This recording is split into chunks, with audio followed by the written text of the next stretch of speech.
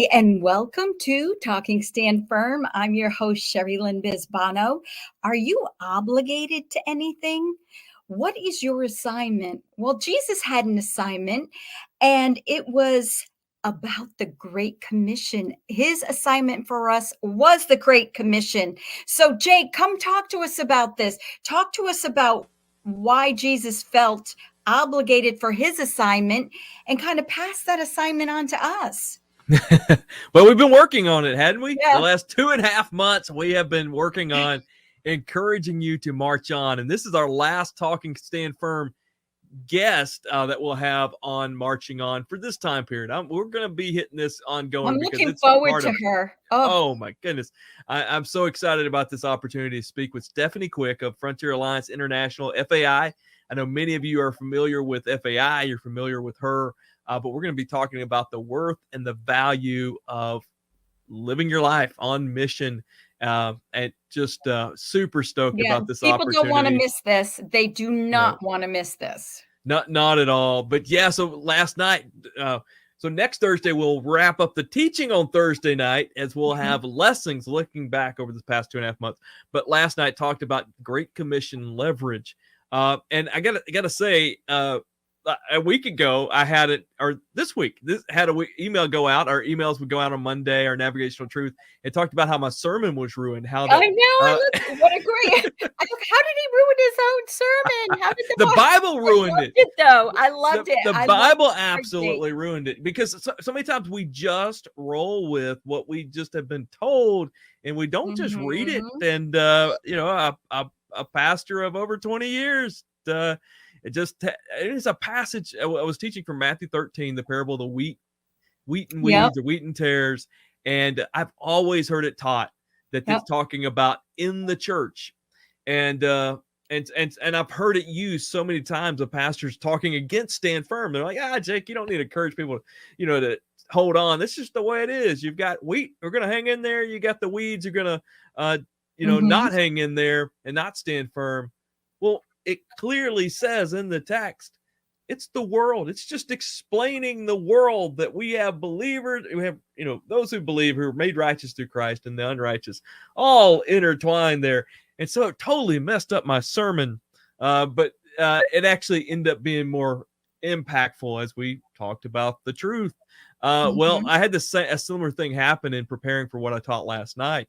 And so I wanted to teach on the leverage that we have in the West. You mentioned John 9, where Jesus said, hey, work now, because night is coming where we can no longer work. And we know that, especially here, you who are following events of the end times and Bible prophecy, there's going to be a nightfall. For us individually, about daylight savings time. No, we're not. No, which has made this show today so difficult, as we were dealing with 4 time zones, setting it up. But yeah, I mean, but we're talking about, of course, the end of the age. Ultimately, that's what he's talking about. But individually, it's the end of our lives. But one of the things that I think we should take from this COVID experience is it limited during the time, and probably always to some degree is going to limit what we could have done in America as far as sharing the gospel. The lockdowns with travel, we had missionaries being brought back home. I mean, just so many different things. I think we should probably, biblically, prophetically, that a Middle Eastern power is going to rise, and therefore at least America is going to diminish, which is likely going to be socioeconomics, in their pocketbooks and all that stuff. So right now, the United States is the leader in sending out missionaries into the world, the leader in funding missions. And so we're talking about, hey, we need to leverage this freedom, leverage this wealth, leverage the opportunity while we can for the gospel. But in preparing, as I was looking at the figures for that, my heart was, I just got a punch in the gut. When you compare, and if you saw the teaching last night, you saw this. If you compare the amount of money in all Christian giving to what goes to the unreached people group, if you compare the manpower that goes to, working within Christianity to unreached, who's going to unreached people groups, it is absurd. And so to sit here and say, don't, while you can leverage it, We ain't leveraging it. We're doing good stuff. We're doing Christian stuff, but we're not going to the front lines. We're not sending much money at all. I mean, we're just a drop. Oh, and just I just got to go. I know we were like too soon into the show to go to this, but I just got to share these numbers in case you missed it last night. Listen to this. This is amazing. Worldwide, if you take church members' income estimated at $42 trillion. Oh, wow. Just think what you could do with $42 trillion, for evangelicals, that's $7 trillion. So still a good chunk of change in our neck of the woods. And I don't even know, when you talk trillions and billions, I don't even understand that stuff. Out of that income, 700 billion is what's given. And so it's not even approaching 10%. I don't And you think. think of what Jesus did with the loaves and the fishes. Yeah. If we hand him, what could he do with 700 billion? But then this to missions. So we're not even approaching the 10% mark and overall just giving to Christian causes. Within missions, 45 billion, and it sounds like a lot, but it's only 6.4% of all money given in Christian causes. So that means the Great Commission overall, we're only committing 6.4% of the funds available within Christianity. And listen, that's not even a tithe. That's not even a tithe. No, it's not. And just to go even further, when you break it down to unreached people groups, the amount of money that goes of that 6.4 of the total giving to missions, the 6.4%, only 0.3% goes to unreached people groups. They had this stat. Americans have spent more money buying Halloween costume for their pets than the amount that's given internationally to reach the unreached people. We need to hear it like that, because I don't dress my I didn't know for Halloween, but well, we did dress our dog. I didn't dress my dog. I just want to be on record. That was not my idea. That our dogs, our Beagle Charlie would be super dog. That was not my idea. Paul says, give what your heart. Paul says to give what's on your heart to give. So if you're giving what God wants you to give, and you have some extra to dress your dog, then go for it. It was not elaborate by any means, but yeah. So listen. Another comparison to this is so this is coming from the traveling team. And if you've not checked out the traveling team, I learned about the 1040 window from the travel team in 2000 at a conference. Mission group is actually up here where I'm at. Northwest Arkansas is their headquarters. But so you can go to thetravelingteam.org/stats, and you can find what I'm stealing here. But some observations I had: evangelical Christians could provide all of the funds needed to plant a church in each of the 6,900 unreached people groups, with only 0.03% of their income. The church has roughly 3,000 times the financial resources and 9,000 times the manpower needed to finish the Great Commission. If every evangelical gave 10% of their income to missions, we could easily support 2 million new missionaries. I'm being convicted.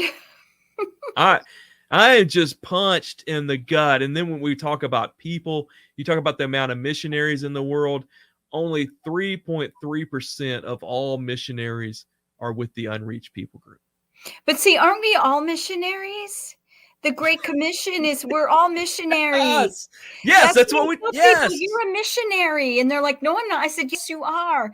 God's mission for you is to go into all the world, Judea, Samaria, and the outermost parts. Judea is your family, your backyard. And live for Christ, be a light. And if you don't know how to give the gospel, point them to people who do until you learn. And I'm just sorry, tell your I feel story. like I'm preaching, but that's no, we are preaching. We're tag teaming this because it was just a punch in the gut. I know if you watched last night, you're like, well, we heard this last night, like you're saying again, but it punched me in my gut. I mean, I was studying this late at night, and again, it ruined my plan. I just was like, we're doing so good, we just need to leverage it more. No, we're not doing squat. We need to get started doing. And if you've been a part of this March On series, one of the things we started with is the revival versus remnant. And the idea is, I think we have in our mind that there's just going to be this great awakening type, thousands come to the Lord just like a snap of the finger there at the end. And so we can kick up our heels until then. But no, I mean, the Great Commission is going to be fulfilled. The gospel is going to go to all of these people groups. I don't know if the Lord's divided it how the Joshua Project has divided it up, which shows us 11,000 something people groups, and we've reached there's 6,900 remaining. So we're even less, we're just kind of right at the halfway mark. So, I don't know if the Lord sees the final product as how we're drawing it up, but it's going to happen, and it's going to happen by you and me being involved. If we're blessed to be a part of it, like you said last week, be willing to go wherever God wants you to go. And then if he says, like Africa or South America or China or whatever, be willing to go far and let God tell you where, if you're going to stay near or far. I think I'm paraphrasing what you said. But. Well, you probably said it better than I did. And let me give us another punch in the gut. When we look at nations sending, so there's 200,000 missionaries sent out. The United States is sending out 127,000 of those. Wow. Brazil coming at number 2. But we're like number 9, like per capita believer going to the mission field. So it's a lot of nations really kicking our tail as far as sending out more people per believer. But sitting in like one of the top places missionaries are being sent from other places in the world, sent to the United States. Over 20,000 missionaries sent to the United States from foreign fields. That should wake us up. Yes. That should be a slap in the face. That just didn't start happening. That's been going on for a while. So we want to get our guest on in about 10 minutes. So tell us about this thing with Jesus saying he's come to do the works of God before night comes. Yeah, well, and I we look at it, and you were talking about the context earlier before we came on. It's him healing the blind man, which if you want to catch, which you talk to me about, how interesting a play of words that is, talking about the blind man coming to see and then talking about nightfall coming. But the Lord had a mission. He had a mission, and he had a time frame. And then he's telling us as his followers, we do have a mission, and we have a time frame, and that time individually. And it's not just the end of our lives. Something can happen to us physically, and us unable to do it how we would dream up doing it. Now, listen, until your last breath, you can find a way to participate in the Great Commission. You bloom where you're at. But let's dream a dream for the Lord and go for it. He'll tell you, no, like he did David with the temple. Like, that's a great idea, but I don't want you to do it. You got blood on your hands, so you can't do it. So your son Solomon. What I loved about this was in the middle of Jesus healing a blind man, the blind man came to him, and people said, and the disciples asked, who sinned? And Jesus said, he came to do the work of his Father during the day until the night comes. Or you have the exact verse there. And then he picks up the mud and he heals the blind man. And isn't that the way it is with all of us spiritually before we come to know Jesus? We're blinded, and the light of his love and his healing ignites our spirit so that we can accept him as Savior. But pretty soon we're not going to be able to do this anymore. Yeah, Because the no. Great Commission, and it's a physical analogy and it's a spiritual analogy. And Jesus said he is obligated to do this, that this is his assignment. And we were talking about that. And he gave us the assignment to go into the dark world and spread the light until the darkness comes again. And that's what we need to do. Jesus Yeah. was the light. We're supposed to be little Christians around here. So, and he said, let your light shine so before men, so they see the good works of your Father and so they see your good works and glorify your Father in heaven. It's all about glorifying God. It's not about building church buildings that are $1 million so we can collect in a building and sing praises to God and then go home and do whatever we want. No, it's about spreading the good news. And, I'm preaching to myself. Well, no, and if you've been watching the last 2.5 months, if not, you need to go back and check out the series with our guests. One of the things that we've been doing, and listen, I love church. I do too. I grew up in church. I was there every time. I've heard people say I was there every time the doors were open. No, I was there when they were closed. It's my dad did a lot of the construction work and maintenance work in the church I grew up in, and as a family for a while, we cleaned the church, lost all hope in humanity. Be doing that, but I mean, but during that time, it was such a beautiful thing because I just fell in love with just the church. But ultimately, it's the connection with the Lord. I mean, it's the work of the Lord. The church is, and I hope something that you've heard is, individually we have this mission in this Great Commission. Collectively, as a church, it's not the building. It's not about getting somebody to the building. It's about us leaning on one another and helping each other, do this. But and so we've relegated it to the pastor or the professional ministers being the ones that get to help share with someone who's blind, and the blinders come off and they get to see, as you use that illustration there.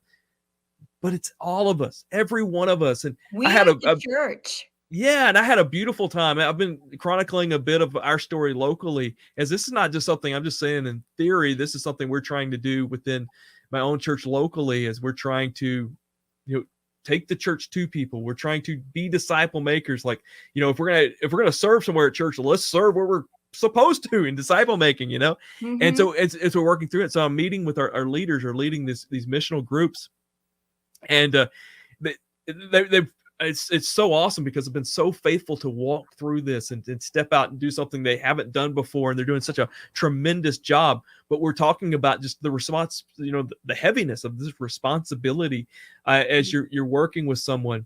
And just one thing that I wanted them to hear, and I want you to hear out there today, if you're viewing, you are equipped to do this. The Lord will use you. Listen, if he will use me, he can use anybody. I mean, he's slowly walked me into this. I can't do the math now, but over 20 years that I've got to be a part of ministry, and it's been a journey, and he can do that same journey within you. Yes. And listen, I mean, you're gifted in ways that I'm not, that, our guest, I mean, we've got Stephanie, who's doing amazing work in the Middle East, is going to be on here today, doing amazing things. I think of her as a rock star in the Great Commission, but at the same time, you're more gifted. Yeah, Jesus. So many doing things. Yeah, Jesus discipled the disciples, we call them, but they were fishermen. Yeah. They were tax collectors. And so we need to use that model, how Jesus discipled them, raised them up. They discipled other people. I mean, the Apostle John discipled Polycarp, who was the bishop. And he discipled him so well that Polycarp died he died for the Lord. So, I mean, that's the love of Christ that they passed down along with the teaching. It's something that we need to do as well. And we either need to be discipling or being discipled, or both. Yeah.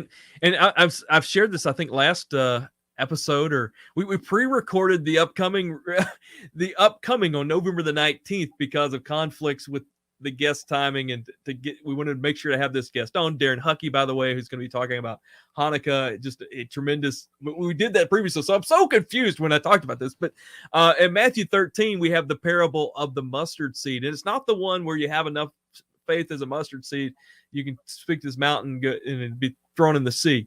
But it's when Jesus says that, he says the kingdom's like this. It's like the mustard seed, one of the smallest seeds. If you plant it in a garden, years comes by and it's going to become one of the largest trees within that garden, and its birds will land in its branches. And ultimately, I think he's talking about the spread of the kingdom. But also, yes. I mean, it can also be a picture of our life, how just that little mustard seed of faith of you stepping out. And as every yes. guest has said, when we talk about how can I go from the spiritual couch to making disciples, I said, just have conversations, just talk to people. That little mustard seed, and you can grow. Yes. And I think I've talked some about this. Again, I just keep going back to, because I'm trying to live this personally. Me too. And our church locally, we started these groups, and we've got leaders who are running with it, doing a phenomenal job.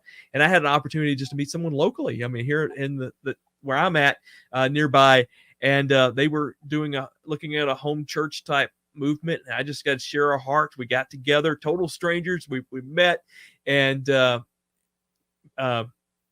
then we brought our families together, and they began hosting just a home Bible study. And they asked me the opportunity to come share this Discovery Bible study there. And so just this little seed of a conversation, and the stepping out will do it. And then we've got, come first night, full house of nearly 20 folks, 8 kids, and just this home group out of nowhere. So awesome. And it's like that parable. I mean, if you just take that little seed of obedience in that step. God blesses obedience. So, Jake, do we have a few shout outs before we bring our guest on? Yeah, we probably do. I don't have the notes before me where to go. But we do we do want to hear from you. What you said was important. And we really want to hear in this conversation too about marching on. I mean, yes. we would love to hear from your feedback as well with that. So yeah, I totally dropped the ball on that. Don't have my notes in front of me. No, that's all right. Our guest will make up for that. Our guest that's coming on. We are so excited for her. No doubt. And I don't even want to keep us waiting. So I'm so excited about this interview we're having with Stephanie Quick. Many of you again, she's with FAI. Many of you follow FAI, and I know she's been there since the beginning. And I think of that mustard seed illustration that you step out on faith and what the Lord does. And hey, we could talk about that with Talking Stand Firm. I mean, you remember how this started was Cherrilynn called me. She's a writer and was working on several projects and working with others on several projects, and just had a conversation. What's prophetically in the word? What's going to happen? And then kind of calling projects accordingly. And we're like, well, let's just have this conversation while others can have it. And now, just amazing. Looking a little bit at the stats, within the first week of an episode, we'll have 4,500 or so folks view this, and on the different channels, and it just goes from there. David, who's working behind the scenes, is posting daily. And so if you follow Stand Firm on Facebook, if you follow me on Twitter, you'll find these just 1 minute, 2 minute clips of highlights, and I encourage you. So that's an opportunity for you to share with someone, because I think if you're here, the Lord's working in you. You see things coming down the pipe, and you see it in the word. And not only do you want to see people come to the Lord, but you also want to see believers be prepared. And we're trying to put content out there that helps you do that. And, hey, so how this thing works is, of course, we teach on Thursday nights. I try to stay within 25 minutes. They tend to be 26 or 27, but hey, we're getting there. And then we talk about it here on Fridays as we take questions from you, and we haven't even got to comments today. That's what I was saying, the shout outs, because our guest is coming on, and we wanted to spend a lot of time. Hey, if you have them up, just give a few real quick. Yeah, well, I want to make sure I get this in, because our guest I see is in the green room, and I want to make sure we get them on. But yeah, so get the comments in, and but so we have a chance. We want to discuss it, break it down, and then we have a guest speak on it. And so I look at it as a 360 view on a topic that we've taught from the Word. We've tried to break it down and fix where we got it wrong. We're hearing from someone who knows what they're talking about on that, and so we're trying to do that 360. And so we do that on Fridays, and then Saturday, David has it where just the interview drops, and so that's something you could share out as well. And then we're running those clips throughout the week. So those clips will be perfect for you to share to help others prepare. And so if you haven't, go over to our Facebook page and Stand Firm. If you're over on YouTube, go subscribe. That helps others and tell see your it. friends about Stand Firm. We're not here about being we're not here to tell you what we know. We're here to help you grow. Hey, that kind of rhymed. Yeah, write it down. Mark the tape. And we're trying to be like the airplane air mask that, they always say, hey, you get your, air pressure drops in the cabin. These things are going to automatically fall out. I can't imagine that working perfectly every time. But anyway, so it's put yours on, and that's what you've been doing. You watching this, you're putting yours on. But let's help somebody else. And you could do that simply by sharing these clips and liking and subscribing. And I need to shut up because we want to hear from Stephanie. So I am super excited about this interview. We're almost to our 70th episode. Oh, wow. Yeah, we're at 66. So that's one over 65. So you can begin saying 70, right? Yeah. Always, that's as my sister told me, it's preacher math. You just like estimate quite a bit. So when I was in Bible college, my sister said, Jake, you probably don't have any real math classes. They just probably put a bunch of kids in a room and run around. You got to count them and then add like 100 to whatever number you count or something, isn't it? So preacher math. So anyway, super stoked about. I mean, we've had some great guests, yes. But I have really just been excited about having our guest on, Stephanie Quick, and we were wrapping up our March On series. Yes. And so we've been for the past 2.5 months. Much of our focus is on eschatology, on the return of Christ, the challenges we're going to face with our faith and standing firm.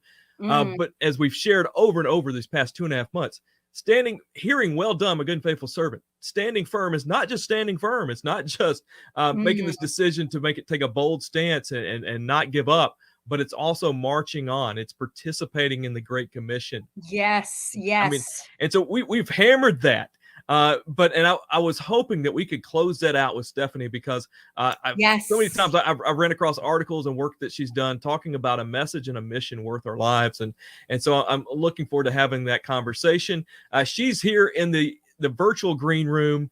And so this is a miracle that this is happening. We're coming at you from 4 time zones, one of them international, but we're making it happen. And so, hey, I'm taking up time. Cherrilynn, why don't you tell about our guest and we'll bring her in. Oh, yes. Stephanie Quick is a writer and producer serving with Frontier Alliance International. She lives in the Golan Heights and is the founder of A Walking Mirrors and co-hosts the Better Beautiful podcast, along with FAI director Jeff Henderson. I'm so excited that Stephanie's here. I can't wait to hear about some of the examples that inspire her, and bring Stephanie on. Let's get this party going. I really want to hear from her.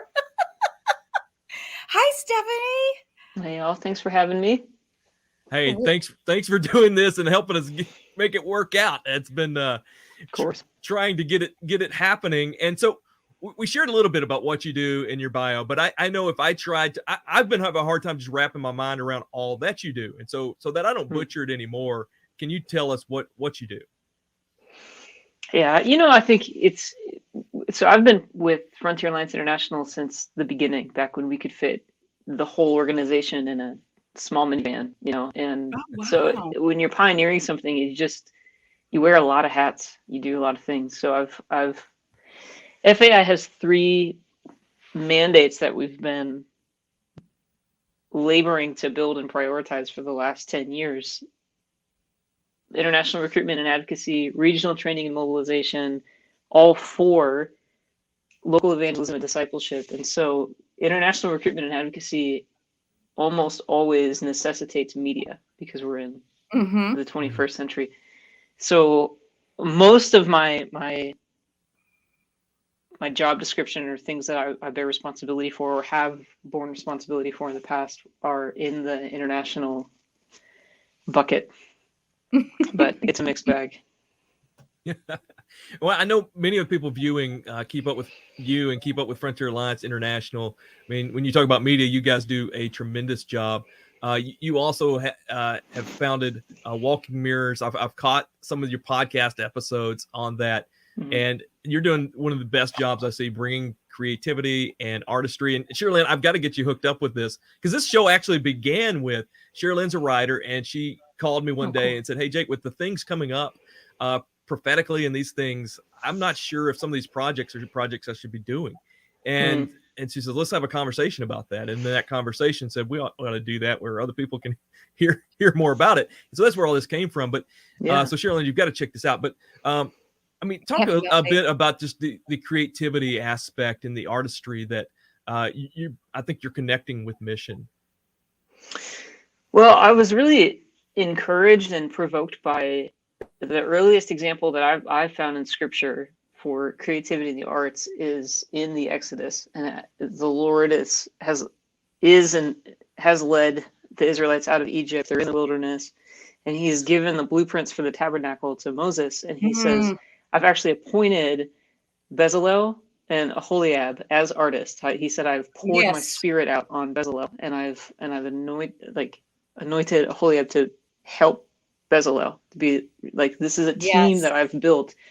And who knows what they were doing in slavery in Egypt. We don't know if they were like standard bricklayers or if it was like they just had God-given skills that came forth, and maybe Egyptian powers that be were like, "Hey, we're going to pull you into this department." And it was actually a way where the Lord could sharpen their skill set somehow, because in the wilderness, they had what they needed as artisans, and they were, quote, gifted as artisans by the Lord, which means it's a priority for the Lord to have craftsmen and artisans to build the tabernacle. So when the Lord, first told Abraham, "You're going to have kids, they're going to go into slavery for 4 centuries, and then when they come out, they're going to plunder the nation that enslaved them."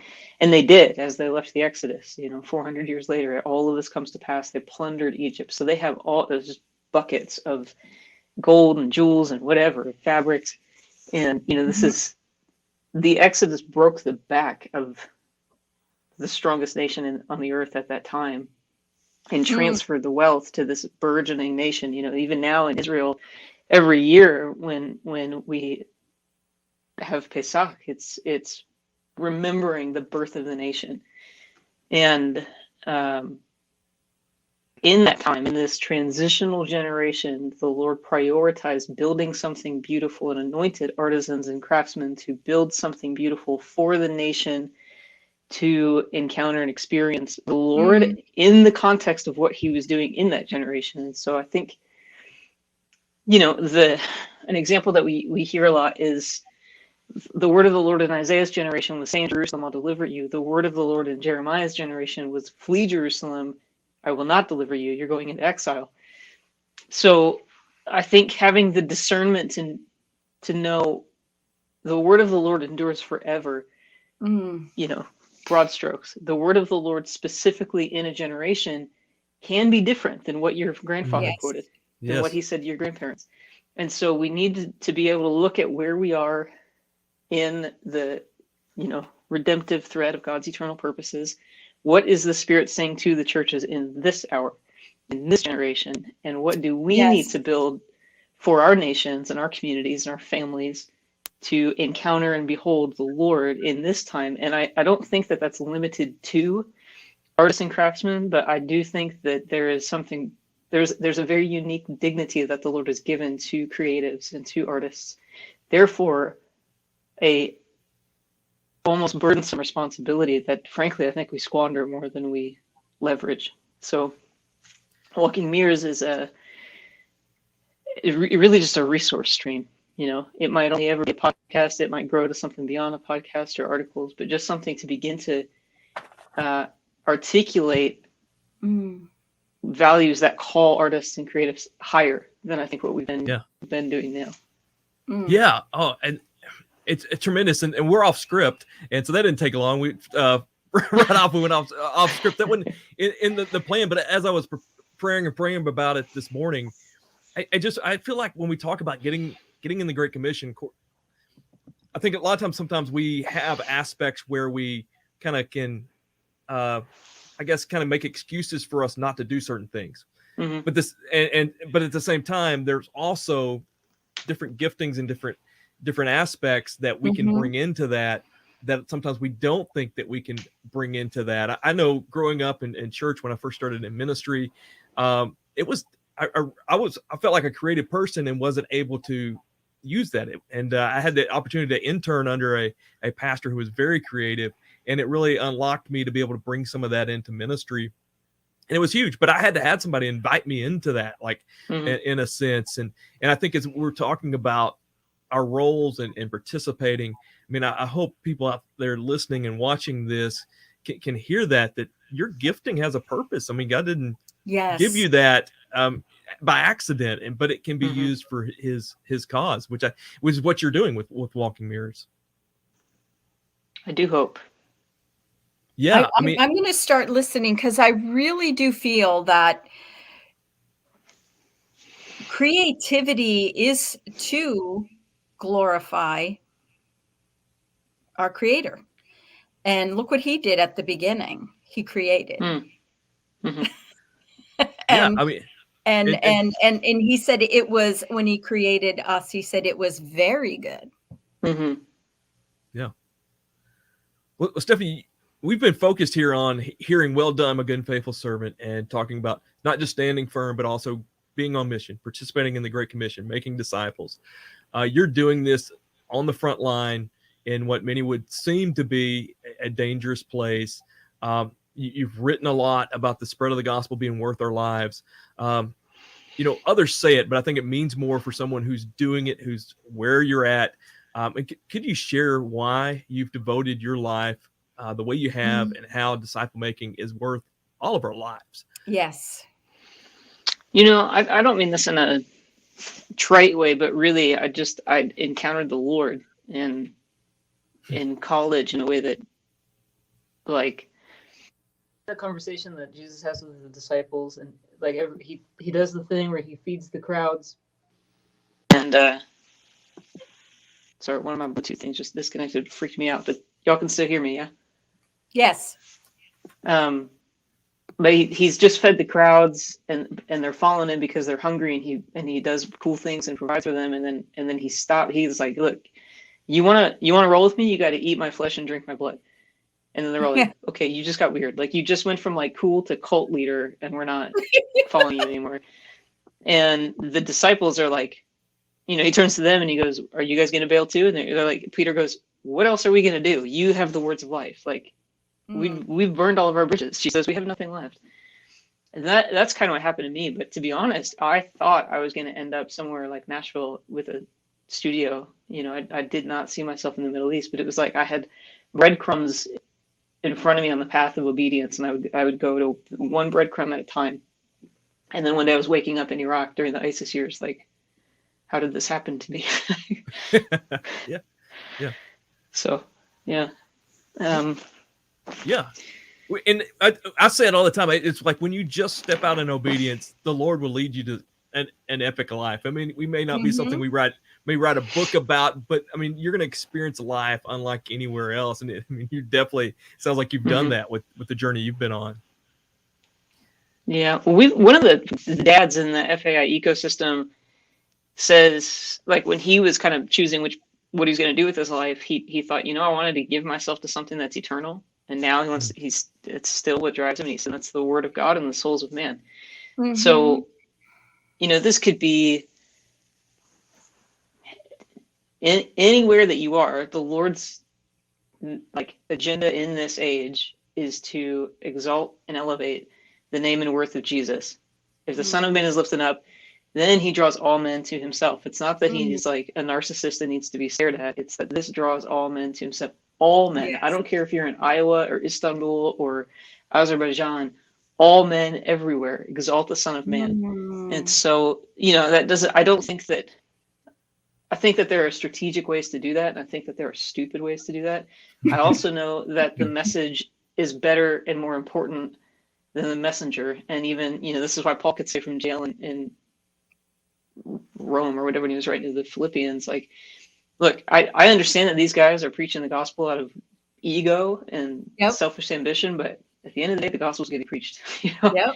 But he could say to the Galatians, look, those guys aren't preaching the gospel to you. If I came back and told you something else, you could curse them, curse me, curse an angel of light. That gives you a different message. So the priority is the message. And Yes. God can breathe on weakness. And thank God that he breathes on weakness.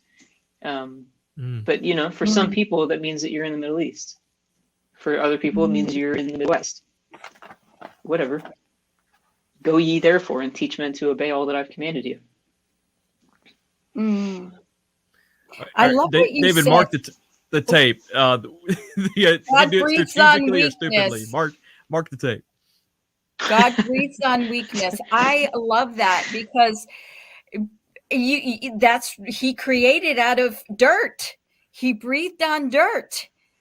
And that just, you gave me the chills.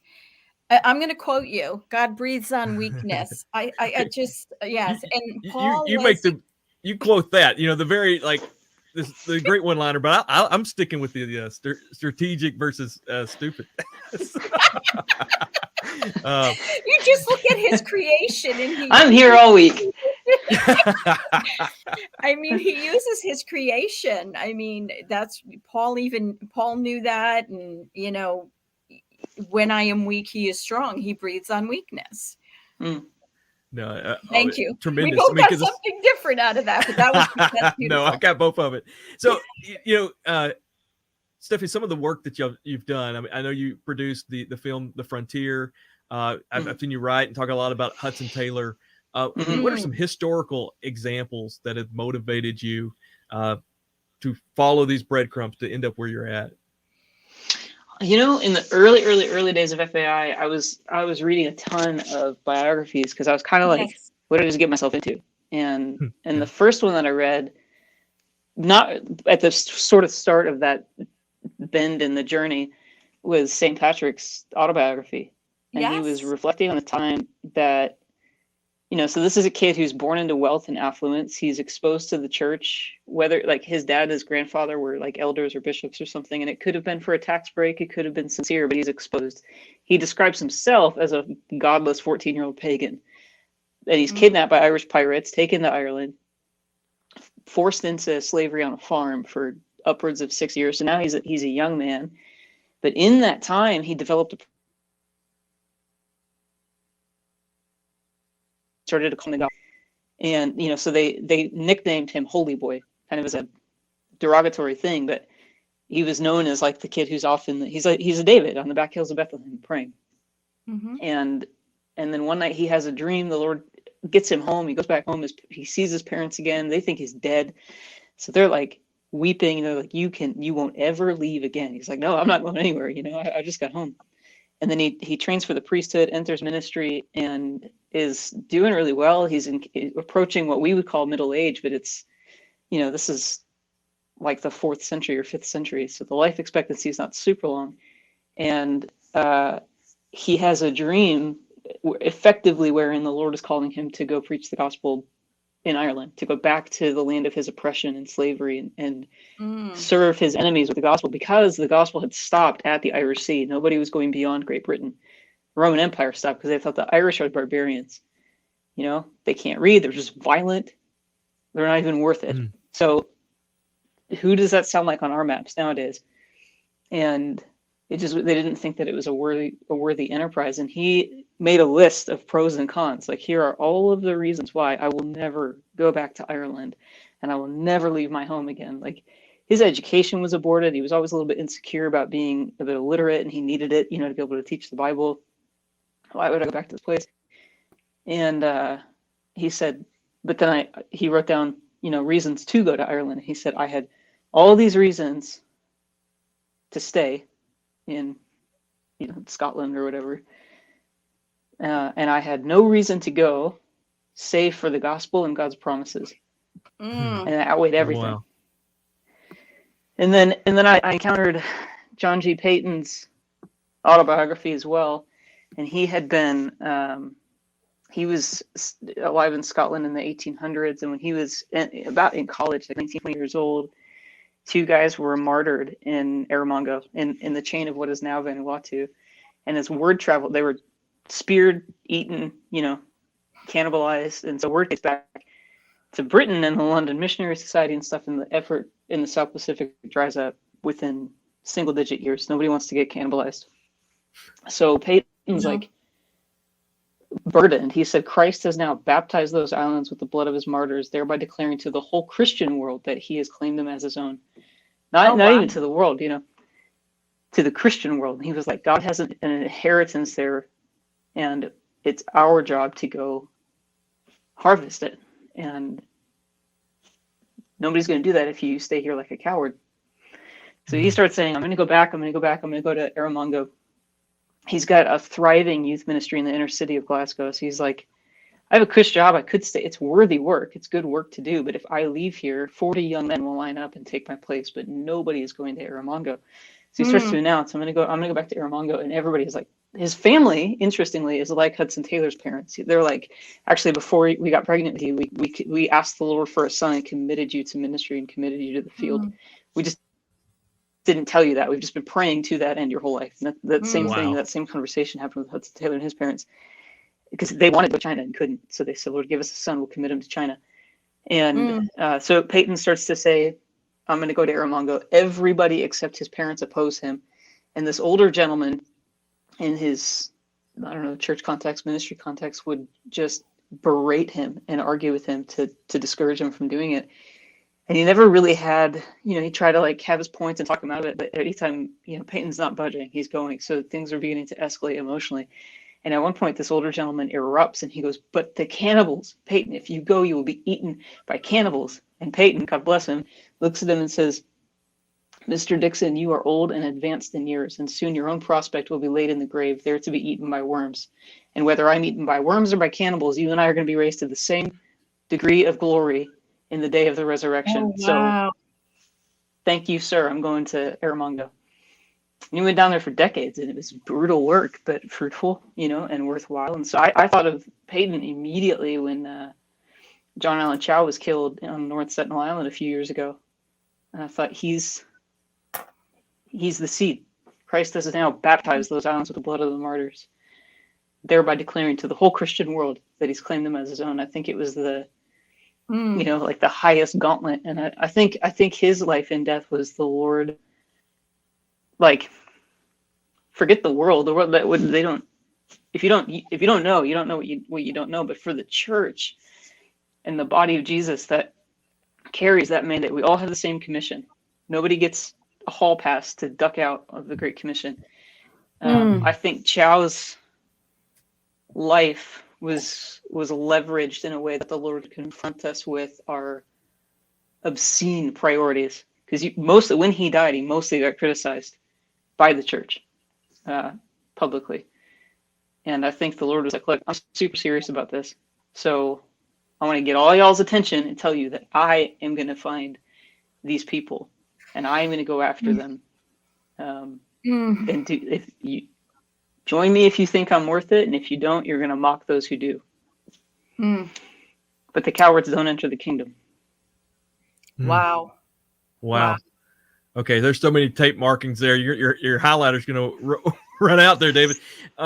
So I really began following you after I read an article you had about John Allen Chow, and I probably butchered his name there, but who was killed on North Sentinel Island, taking the gospel. And what I was shocked with is just hearing from other believers, friends, who just were like, why would he do this day and age? I mean, he knew better. I mean, why would he do that? And I mean, to me, like those historical accounts that you're talking about, I think of the Elliots, because that's probably what I'm most familiar with. This to me is what we're ultimately called to do. But I was shocked to hear the feedback of just the confusion about that. And you had written, I know written at least one article I ran across that had a good run. I mean, could you speak to that? I mean, help us understand a bit about that in this day and age. I mean, someone risking their life to that point, because I think that's something that it seems to me most believers don't equate to our call. Right. Yeah. I'm just realizing that was 3 years ago this month. It was November 2018. Wow. And, right? 18, 19. Yeah. As I said at the start, I'm bad at math. I can't do time zones and I can't count years. It was 2018. So yeah, November 17th, 2018. Yes. There we go. Yeah. When we published that article, we didn't really realize that we were wading into a snake pit until, especially because we're on this side of the Atlantic. So we go to sleep and then we wake up in the morning, we just see Facebook and we're like, oh my word, do y'all not have a hobby? Like, and the incredible criticism that he came under immediately reminded me of Mary of Bethany pouring everything she had out on Jesus, breaking what was probably her dowry, or like, we don't know anything about her parents. So this is probably her only financial security for the future. She busts it and pours it out over Jesus to anoint him for his burial, because she's the only one in the room who has a glimmer of revelation on what's going on. She knew that the Lord of the resurrection would himself be resurrected, and therefore the Lord of the resurrection would himself he would die. So she starts to anoint him for his death. She's, I think the penny dropped for her when he pulled Lazarus out of the tomb. And then the next time she saw him, she's probably like, I don't know what the window is, but I know I have a one shot. And I think we need that in our own lives. We have one shot, actually, YOLO. This is not reincarnation. You don't come circle back around the sun until you learn your lesson and like be a butterfly. You get one shot. And I think John felt that way and did that. And what we see in the text when she does this, I think Matthew and John, are the ones that recorded, or Luke and John. And you have to kind of stitch it together to get the whole picture. But she does this, and I think John, one of them says, and then one of the disciples said, man, why this waste? That was stupid. We could have taken this $35,000-$40,000 and like given it to the poor. The other gospel writer goes, it was actually Judas, and he didn't really care about what we could do to the poor. It's just that he was in charge of the money and he was stealing from it. So he was really mad that he just missed the opportunity to, I don't know, swipe 20 grand out of the bag or whatever. And so he is confronted with the worth of Jesus, like we were. But the problem is, Judas says this. He goes, why this waste? That was stupid. That was foolish, you dumb girl. And every apostolic leader of the future church in the room went, yeah, Judas, you're right. What a stupid thing to do. Every single one of them. And Jesus had to go, listen, she's done a good thing for me. The poor you will have with you always, which is part of the law in Deuteronomy. You will always have the poor with you. So here's the rules on how you provide whatever. He's like, I care about the poor more than you do, Judas. But she's like, guys, I have been telling you this whole time. And so Chow's death, I think, was the moment that the alabaster broke, and we turned around and saw this puddle and just heard the dripping oil, and the fragrance filled the room. And all it takes is one person on Twitter to go, why this waste? That was so stupid. And the hordes went, yeah, that's dumb. All it did was expose our offense at the worth of Jesus. We didn't actually think he was worth it. And we don't think that those people deserve the dignity of hearing about him. We don't actually think that his name is that beautiful. I don't care if pagans hear that story and get on Twitter and like yell at him for biological warfare and lob all kinds of accusations that were neither fair nor true. But I really care if there are people who confess the lordship of Jesus, who sing their songs on Sunday morning. Like Hudson Taylor said, there's thousands of people rejoicing in their own security, singing their hallelujahs, while millions are perishing for lack of knowledge, and they don't care. I think that if we're not sober by the fact that people will meet the Lord in the day of judgment and hear, I never knew you, get away from me, but Lord, I did all of these cool ministry initiatives in your name. And he goes, I never knew you. We want to hear, well done, good and faithful servant. We don't want to hear, I don't know who you are. That's powerful. We only have like a minute and a half, and we're gonna have to go in a couple minutes of overtime because I got to get this question in, because you just opened the door of this. Yes. I mean, you basically told us, but let's take another round with it. What advice would you give for someone to increase their heart for the nations? Yes. A heart like John Untitled had. I think, Mike Bickle, God love him, he says, I come to the place of prayer and I say, Holy Spirit, let me see what you see. Let me feel what you feel. eventually you're going to start to care about people around you. Yes. That's I have to say, when I started praying that myself, my heart started breaking for the lost, or my heart started breaking for my brothers and sisters who weren't standing firm, like you said, and my heart broke for the lost. And my prayer went from selfish prayers to, Lord, just give me one per day. Just give me one to talk to about you. And it's such a powerful, I mean, what I'm convicted, I'm encouraged, and I've got chills by what you have said today. Really. Yeah. Thank you so much. So much insight. Yeah. Isn't this, I mean, the perfect way to top off where we've spent two and a half months talking about marching on, because how you said it. I mean, the value of Christ, the value, the dignity of others coming to know him. The teaching that aired last night called Great Commission Leverage. I began with the process of just saying, hey, we know the Lord said night is coming, so we need to work while we can. COVID definitely showed us a night that slowed things down. And I think here in the West, there's going to come a time when, the freedom and wealth that we have, we can't no longer leverage for the kingdom.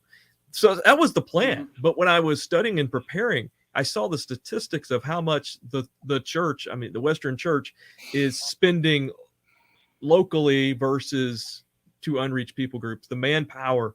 Yes. And we're not doing it it's now. Appalling. And yeah.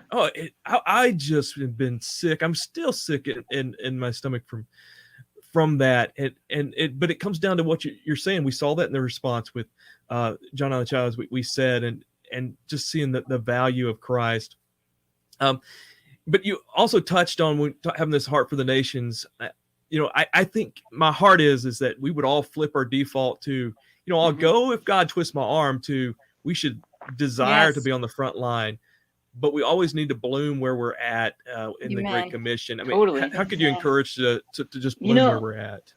Hudson Taylor, again, one of the things that's always encouraged us about him is that when he committed as a 16, 17-year-old kid to enter and pursue medical school, get a medical degree so that he could go to China, he immediately started living as though he were in China. He walked everywhere.